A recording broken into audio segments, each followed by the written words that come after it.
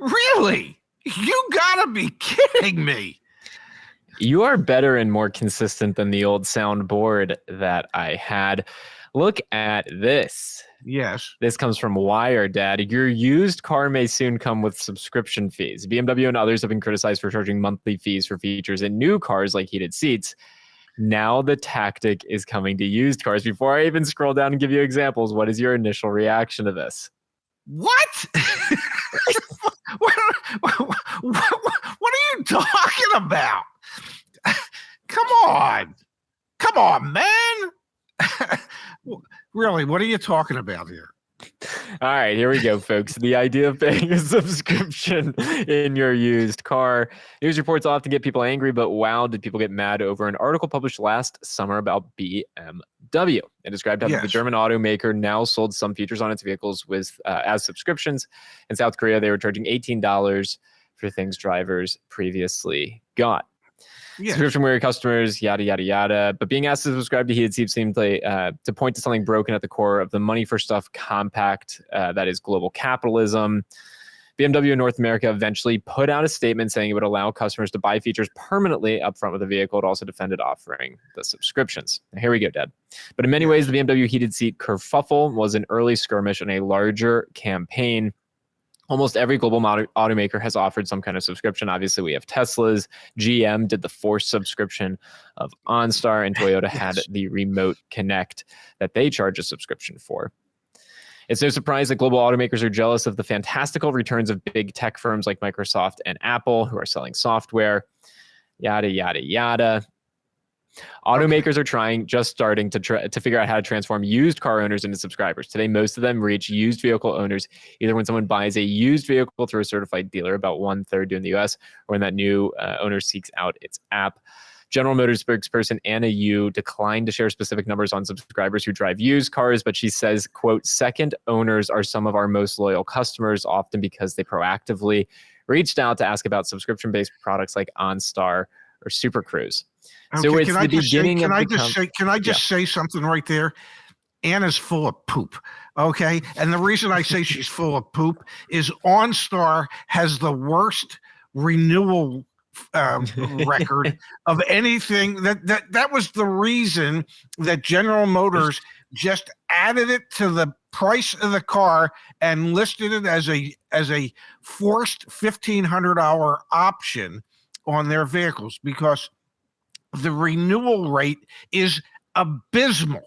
Okay, absolutely abysmal. And I'm not going to believe for a second that our used car purchasers are just stepping up to the plate and can't wait to get their hands because they want to subscribe. Yeah, get the stop it. Stop BSing the whole world. Jeez. CarEdge.com, all sorts of free resources back there, Dad. Like what? Oh, I don't know. What's your car going to depreciate over time? How much is your insurance going to be? What should you expect to pay for fuel? It's all there. All that information in one place. Selling over sticker price can backfire on car dealer automaker. Survey: 34% of customers paid more than sticker price for a new vehicle in December 2022.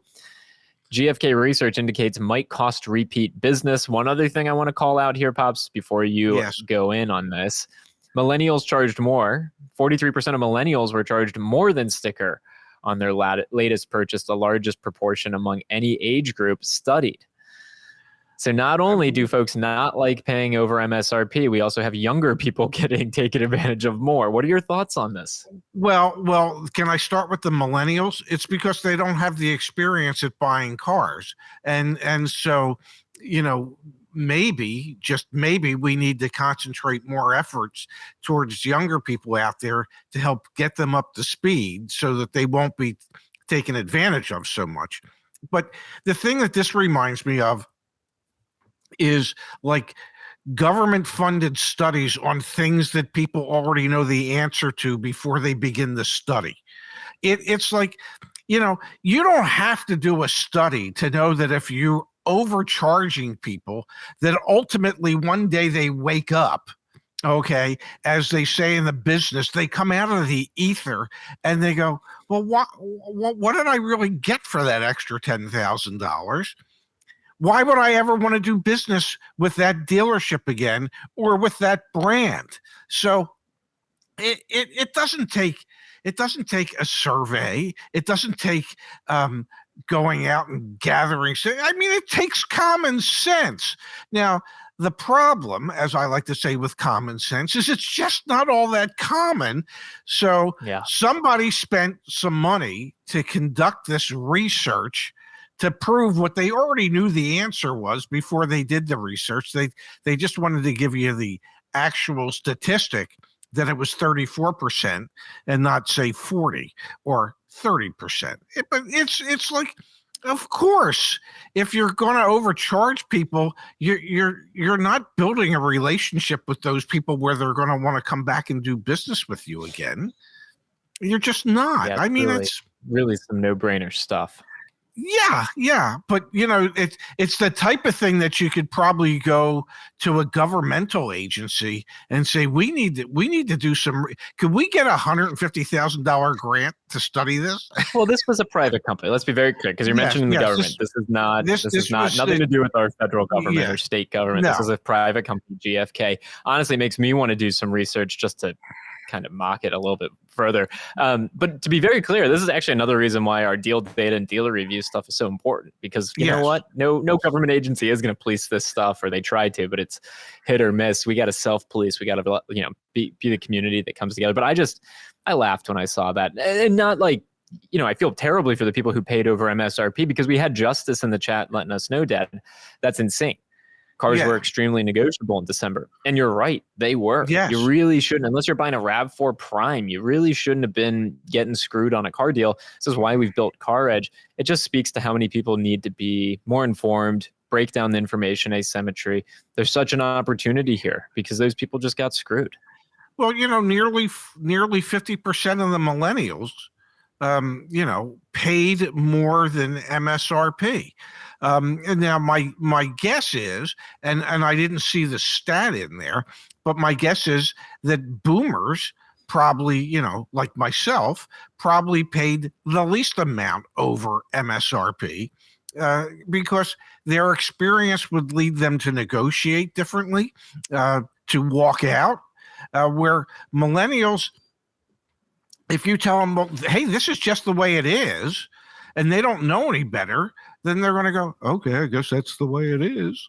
And they'll just pay too much. And so really it's all about education. And, this type of education needs to start in high schools so that when these younger people graduate high school and perhaps move on to college or just move into the workforce, that they have a better understanding as to how all of this works so they don't find themselves at a disadvantage. Which, having said that, means that we at CarEdge need to do a much, much better job of getting this information out to the younger generation. More TikTok videos, Zach. This is the worst car deal I have ever seen. Truly, I have ever seen. And there's so many pieces to dig in here. 2023 Chevy Bolt EUV. The market value selling price. All right. Market value selling price is $29,875. I tried to corroborate if that's the real MSRP, and I couldn't figure it out. It could actually be the real MSRP. I would be guessing that it is. I think it is. Yes. We've got, I'm going to just read off the items. Let me just read off the items, then you can. Yes. We've got Clearer Pro, all caps, door edge and handle guards for $700. Yes. Can I say that those door edge guards and handle guards, that's setting that dealership back maybe $50, $75.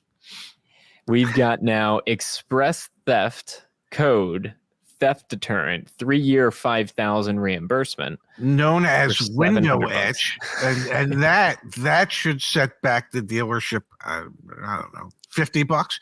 Although you could buy it on Amazon for $20 and do it yourself.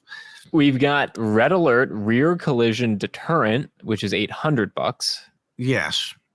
Sealajet ceramic clear coat paint protection for $600. Yeah. Family Link Spartan GPS for 5 years, which is $1,500. Yes. My favorite on this list, the catalytic converter protection, which last time I checked, you don't need on an EV, but you keep me honest here. I'm pretty sure you don't. I think the catalytic converters are for your ICE vehicles. Then you've got, obviously, you're going to have your dock fee, which is the giveaway that this is in California. California caps the dock fee at $85. Taxes, non-tax fees. Then, Dad, you've got $6,000 in F&I products on the front end of this car deal. A $4,500. And you know what? I love doing stuff live. We're gonna test this one live. $4,500 is what they want for a Bolt. Let me grab. Let's do it this way. Let's put in here. Do you have the VIN? Let's put in. I don't have the VIN for that vehicle, but I want to do here. Bolt. Chevy Bolt EUV. Yeah. We need 2023. Jeez Louise, they are marking these things up, man. Yeah. If I scroll down on the VDP, I should be able to get. Cool. There's the warranty price, folks. Yeah. There's the warranty price. Wow. What? So our price is $1,760. Yeah. Their price is $4,500. Okay, but the price for DoorEdge was what, or for Etch was $700, and it cost them $50. I mean, they're trying to make a few bucks. I mean, come on, it's America, it's capitalism, buddy. I mean, the only reason they made that multi-million-dollar investment to have a facility like that is so they could take advantage of people and make that money back. It's America. It's It's the way we live. It's what separates us from the rest of it. It's what makes us great. Help me out with one more thing, Pops. Yes. How does that math work? MSRP $31,965. Get out of here, guy. I don't want to chat with you right now. Addendum $2,500. Price $57,000. You could just ask him, how does that math work? What? Yeah. Well, there must be. Click on the information button for addendum. What does it say? Okay, let's go check it out. Let's see. Just says $2,500. Market adjustment. So where's the other 2,500 coming? 25,000 coming? Yeah, where's the 25,000 coming from? Incredible, man. Like, I get it. I get why the dealer's marking it up. I mean, I'm not an idiot. Like, I understand it, but like stuff like that, just nuts, man. Nuts. Truly nuts.